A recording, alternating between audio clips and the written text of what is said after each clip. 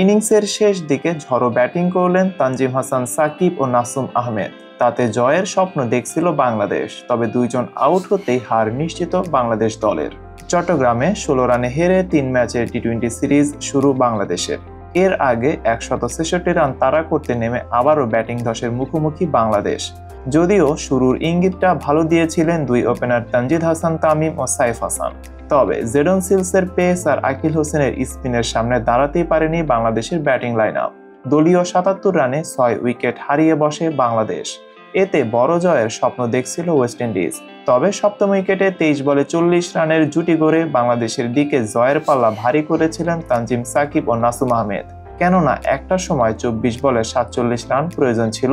আধুনিক যুগে টি-20তে এটা খুব কঠিন কোনো সমীকরণ না, কিন্তু নাসুমের 20 রানের বিপরীতে বাংলাদেশের হয়ে সর্বোচ্চ 33 রান করা তানজিম সাকিব আউট হতেই ম্যাচও শেষ হয়ে যায়। শেষের দিকে দুই ব্যাটসম্যান তাসকিন আহমেদ 10 রান ও মুস্তাফিজুর রহমান 11 রানের ছোট দুইটি ইনিংস খেলে পরাজয়ের ব্যবধানটুকু কিছুটা কমিয়েছেন। ওয়েস্ট ইন্ডিজের হয়ে 3টি করে উইকেট নিয়েছেন সিলস ও জেসন হোল্ডার। এর আগে নিজেদের ইনিংসের শেষ দিকে ঝড় তুলেছিলেন শাই হোপ ও রফম্যান পাওয়েল।